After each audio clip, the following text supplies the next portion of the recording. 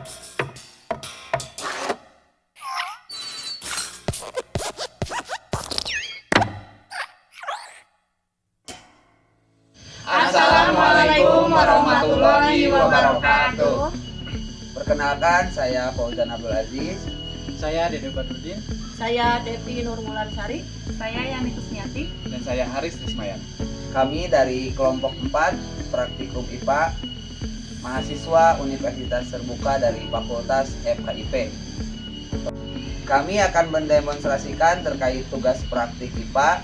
Yang pertama mengenai ciri-ciri makhluk hidup, baik itu hewan dan tumbuhan, masing-masing 5 jenis. Makhluk hidup yang pertama yang kami amati di sini ada ayam dari jenis ayam kate mungkin ya. Ciri makhluk hidup dari ayam ini yaitu yang pertama bergerak. Ayam bergerak dengan kedua kakinya, bisa juga dengan sayapnya ketika berlari atau ketika mengejar yang mengancam dirinya. Kemudian dari makan dan minumnya, ayam bisa makan dan minum apa saja, dan biasanya ayam makan dedaunan, biji-bijian atau orehan tanah. Itu mereka makan cacing-cacing kecil. Ayam juga bernapas seperti unggas yang lainnya, yaitu menggunakan paru-paru dan membutuhkan oksigen yang cukup bagi pertumbuhan dirinya. Tumbuh kembang ayam mulai dari telur, kemudian dierami oleh induk selama beberapa minggu, kemudian pecah telur, keluar anak, sehingga menjadi anak ayam piul, menjadi dewasa. Burung pipit makan berupa biji-bijian, dilihat dari paruhnya tersebut, yaitu paruh yang memakan biji-bijian. Kemudian biasa hidup di daerah-daerah tropis. Selanjutnya burung pipit bernapas dengan kantong udara, bernapas dengan paru-paru, tapi memiliki kantong udara ketika terbang dan buka tutup. Burung pipit bereproduksi dengan cara bertelur. Ini adalah contoh tumbuhan talas, tumbuhan penghasil umbi-umbian yang memiliki ciri-ciri khas yang mudah dikenali. Berikut ciri-ciri dari talas. 1. Daun berbentuk hati. Selanjutnya, umbi di bawah tanah. Selanjutnya, batang tebal. Selanjutnya, tinggi tanaman. Dan pohon talas memiliki getah yang kalau kena kulit akan terasa gatal.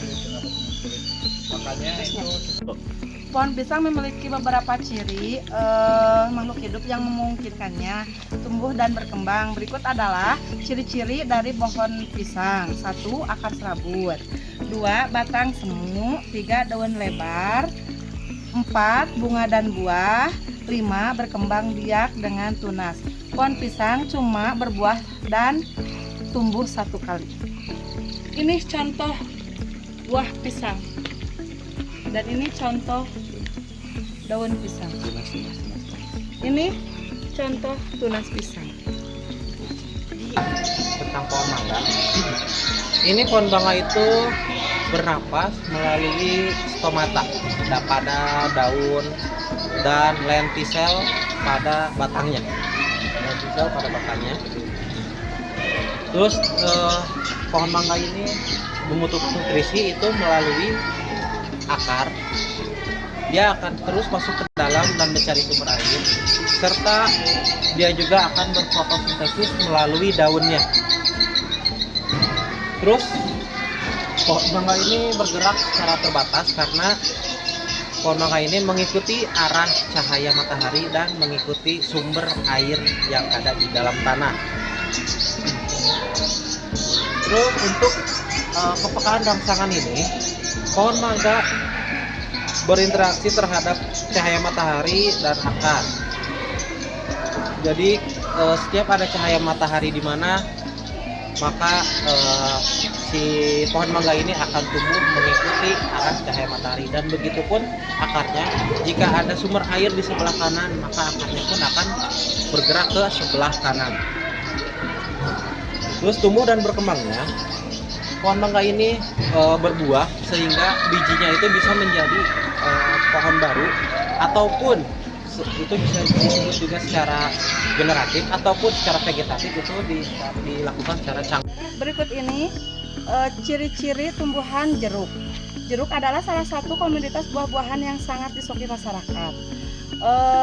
Berikut ini ciri-ciri dari jeruk. Jeruk memiliki akar. Selanjutnya ada batang dan buah. Jeruk juga memiliki daun dan bunga. Selanjutnya buah jeruk ada yang berbentuk bulat, ada yang oval atau lonjong. Kulit buahnya bervariasi, ada yang tebal dan alot. Di sini kita bisa melihat tawon.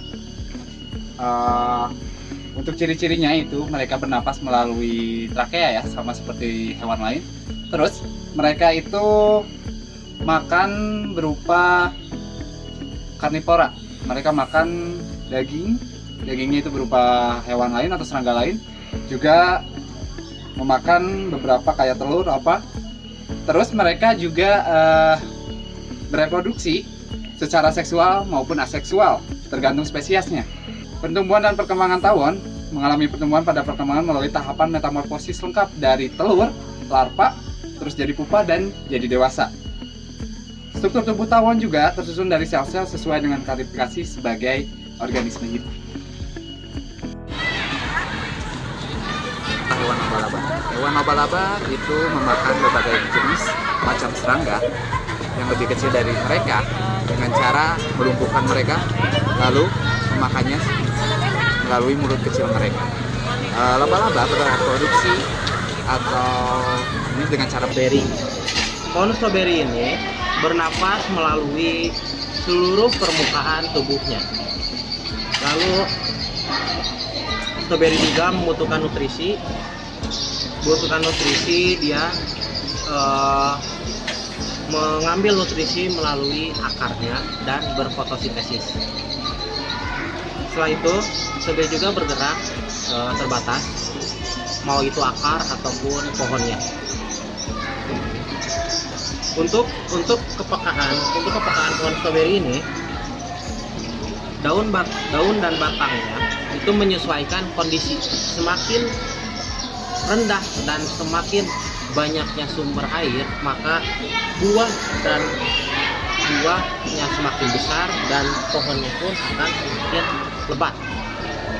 Begitupun sebaliknya, jika semakin panas atau semakin terangnya matahari atau pencahayaan dan semakin sedikitnya itu sumber air, maka si pohon stroberi ini akan menyusut, mengecil, dan buah pun akan kecil.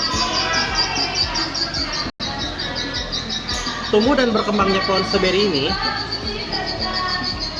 tumbuh dari biji dan menghasilkan buah. Dalam satu pohon biasanya stroberi itu menghasilkan 4-5 buah stroberi dalam satu cabang batangnya. Lalu stroberi ini berkembang biak melalui biji, yaitu yang dari buahnya itu sendiri berukuran kecil atau disebut dengan generatif, dan bisa berkembang biak secara vegetatif atau beranak. Jadi pohon stroberi ini selalu memunculkan tunas-tunas baru supaya dia bisa memperbanyak dirinya atau berkembang biak secara merata.